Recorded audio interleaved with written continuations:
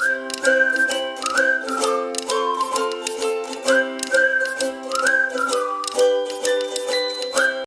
Students, मैं doctor JD आप लोगों को फिर से एक बार जेडी केमिस्ट्री क्लास में स्वागत करता हूँ।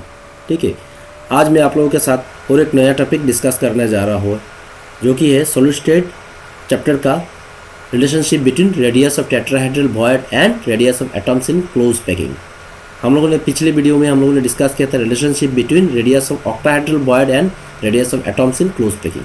ठीक है, तो वहाँ पे ऑक्टाहेड्रल वॉइड्स डिस्कस किया था। आज हम लोग डिस्कस करने वाला है टेट्राहेड्रल वॉइड। बाकी सब तो सेम ही है, वहाँ पे भी क्लोज पैकिंग था और आज का डिस्कशन में भी क्लोज पैकिंग है।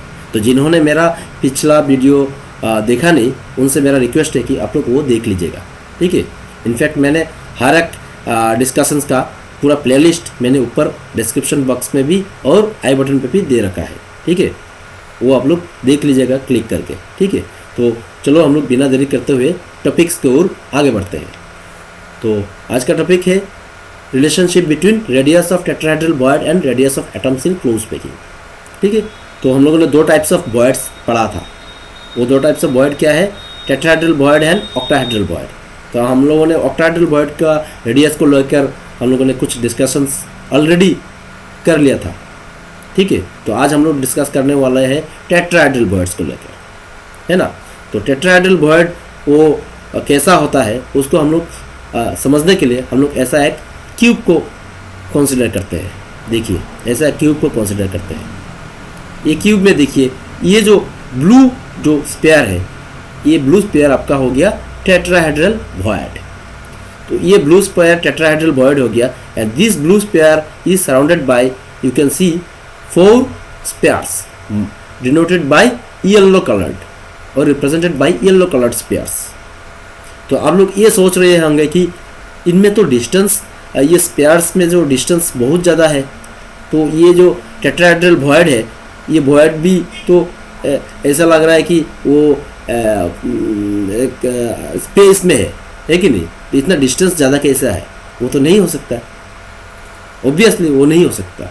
वो जस्ट आप लोगों को समझाने के लिए हम लोगों ने ऐसा क्यूब का रिप्रेजेंटेशन यहाँ पे किया है, जहाँ पे ये जो येलो कलर्ड स्पेयर्स जो क्यूब में हम लोगों ने रिप्रेजेंट किया है, इन सब के बीच में distance in actual practice they don't have such distances, they lie very close to each other and voids जो फॉर्मेशन होता है वो होता है इनके बीच में ही, ये चारों स्पेयर्स के बीच में ही फॉर्मेशन होता है।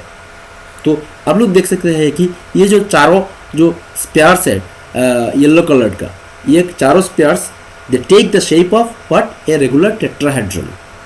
ये टेट्राहेड्रन के बीच में ही आपका वो टेट्राहेड्रल वॉइड्स फॉर्मेशन है। और उसको टेट्राहेड्रल वॉइड क्यों कहा गया है? Because that void is surrounded by 4 types of 4 spheres, 4 identical spheres here in this case, you can see, है ना। और ये जो स्पेयर है आपका टेट्राहेड्रल वॉइड, ये आपका कहाँ पे है? इसका कहाँ पे एग्जिस्ट कर रहा है? देखिए आप लोग, ये जो बॉडी डायगोनल है यहाँ पे एडी जो हमने बोला है बॉडी डायगोनल, ये बॉडी डायगोनल का एग्जैक्टली सेंटर में है। तो आपका बॉडी डायगोनल यहाँ पे क्या है? एडी है ना, एडी है। तो ये जो बॉडी डायगोनल एडी है, इसका ठीक सेंटर में वो हो गया आपका क्या? टेट्राहेड्रल वॉइड, है ना।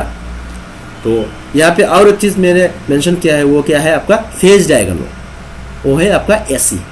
ठीक है, तो अभी हम लोग को निकलना है ये जो टेट्राहेड्रल वॉइड यहाँ पे ब्लू स्पेयर से हम लोगों ने डिनोट किया है, इसका रेडियस और जो येलो कलर्ड स्पेयर्स है इनका रेडियस के बीच में रिलेशन क्या है, उसको निकलने हम लोग जा रहे हैं। तो चलो एक एक करके हम लोग देखते हैं। तो पहला हम लोग क्या कंसिडर करेंगे, ये जो क्यूब है, वो क्यूब एक्चुअली क्या रिप्रेजेंट करता है आप लोगों को? एक यूनिट सेल रिप्रेजेंट करता है। Why unit cell? Because crystalline solids are formed by the repetition of unit cells and those unit cells are formed by large number of what? Lattice points. In those lattice point constituent particles are present, and those constituent particles here in this case we have represented by what? Yellow spheres. Yellow spheres से हम लोगों ने यहाँ पे represent किया है। और tetrahedral void वो बॉडी डायगोनल जो है आपका एडी, इसका ठीक सेंटर में है ना। तो यहाँ पे हम लोगों ने क्या किया, ये जो क्यूब है आपका, या तो यूनिट सेल है, हाँ, ये यूनिट सेल को हम लोगों ने कंसिडर किया है और उस यूनिट सेल का हम लोगों ने edge length as a centimetre हम लोगों ने चूज किया है। ये यूनिट सेल का लेंथ मतलब ए टू बी और बी टू सी और C to D, it is a centimetre. Okay, again octahedral tetrahedral void का हम लोगों ने रेडियस चूज किया एज स्मॉल आर। ये जो टेट्राहेड्रल वॉइड है, ये टेट्राहेड्रल वॉइड है, इसका हम लोगों ने रेडियस चूज किया एज स्मॉल आर। और स्पेयर का रेडियस हम लोगों ने चूज किया एज कैपिटल आर। मतलब ये जो कांस्टेंट पार्टिकल है, इसका जो हम लोगों ने रेडियस चूज किया वो हो गया आपका कैपिटल आर, ये हो गया आपका स्मॉल आर। तो small are is the radius of tetrahedral void और capital R is the radius of your constituent particle. ठीक है, तो अभी हम लोग चलते हैं ये ट्रायंगल की ओर। ये ट्रायंगल क्या है आपका? Triangle A B C, A B और सी। तो ए बी और सी जो ट्रायंगल है ये होगी आपका एक राइट एंगल ट्रायंगल। तो ये जो राइट एंगल ट्रायंगल है इसमें आप लोग देख सकते हैं ये ऐसी है, दिस इज योर डायगोनल और सॉरी हाइपोटेन्यूज। तो therefore we can write A C square equal to A B square plus B C square लिख सकते हैं। तो अगर लिख सकते हैं तो हम लोग ये भी तो लिख सकते हैं a square plus a square equal to twice a square लिख सकते हैं, क्योंकि A B equal to B C. तो उसका वैल्यू आपका क्या आ जाएगा? ए सी का वैल्यू आ जाएगा आपका √2a। Clear? A C equal to what? Your √2a। ओ तो A C equal to √2a हम लोगों को मिल गया। तो ए सी को तो हम लोग दूसरा फॉर्म में भी लिख सकते हैं। वो फॉर्म क्या है? Capital R plus R equal to twice R लिख सकते हैं। वाई? बिकॉज ये इसका रेडियस क्या है? ये येलो स्पेयर का रेडियस दैट इज ए जो स्पेयर है, ये sphere denoted by A, its radius is equal to capital R, and sphere denoted by C is also equal to capital R, and they are not so much apart from each other as shown in the unit cell, because in actual practice they lie very close to each other. मेरा कहने का मतलब है ये जो दो spare है A और C, they lie very much close to each other, not like that. यहाँ पे जो रिप्रेजेंट किया है हमने क्यूब में, ऐसा लग रहा है कि ए और सी के बीच में डिस्टेंस बहुत ज़्यादा है, लेकिन एक्चुअली ऐसा नहीं है। In crystalline solids those particles lie very much closer to each other and such that their distance between them becomes equal to their sum of their radii. Therefore we have written it is as twice capital R. समझ में आया? ठीक है, जिसकी वजह से हम लोग यहाँ पे लिख सकते हैं क्या? Twice r equal to √2a। Obviously हम लोगों को क्या मिला यहाँ पे? s equal to twice r मिला, at the same time s equal to हम लोगों को क्या मिला था? √2a भी मिला था। तो हम लोग लिख सकते हैं √2r equal to that is √2 capital R equal to √2 into capital A लिख सकते हैं। तो यहाँ से हम लोगों को capital R that is the radius of sphere, इसका वैल्यू हम लोगों को कितना मिला है? देखिए आप लोग, √2a होल डिवाइडेड बाय 2। तो इसको हम लोग कंसिडर करते हैं एज इक्वेशन 1। ठीक है, हम लोगों को यहाँ से क्या मिला अब तक? Radius of what? Radius of constituent particle that is sphere. ठीक है, अभी हम लोग चलते हैं दूसरे स्मॉल आर को लेके कुछ निकलने की कोशिश करते हैं, जिसके लिए हम लोगों ने कंसिडर किया है क्या? ट्रायंगल ए सी डी को। देखिए ए सी और डी को क्लियरली देखिए आप लोग, यहाँ पे ए सी और डी को कंसिडर किया। तो देखिए आप लोग, ट्रायंगल ए सी डी को जब हम लोग कंसिडर करते हैं तब आपका जो ये बॉडी डायगोनल है जो कि है ए डी, ये कैलकुलेशन में आ जाता है। तो ए सी डी जो ट्रायंगल है ये किस टाइप का ट्रायंगल है? It is of right angle triangle type, right angle type. तो therefore we can write it as AD square equal to AC square plus CD square. तो AC square का value हम लोगों को पहले मिल चुका है, कितना है? ट्वाइस A स्क्वायर, जिसके वजह से हम लोगों ने लिखा है यहाँ पे ट्वाइस A स्क्वायर। और CD स्क्वायर तो A तो होना ही है। तो हम लोगों को यहाँ से क्या मिला? AD equal to what? √3a मिला है कि नहीं? √3a मिला। ठीक है, अभी आप लोग देखिए, the tetrahedral void is present at the centre of the body diagonal. देखिए ये जो टेट्राहेड्रल वॉइड है, ये बॉडी डायगोनल का सेंटर में है कि नहीं है? वो होना ही है, क्योंकि पहले ही हम लोगों ने ये कहा था कि ये टेट्राहेड्रल वॉइड जो है ये रेगुलर टेट्राहेड्रन के ठीक बीच में है। वो रेगुलर टेट्राहेड्रन को हम लोगों ने रिप्रेजेंट करने के लिए हम लोगों ने ये 4 येलो स्पेयर्स पकड़ा था, या तो कंसिडर किया था।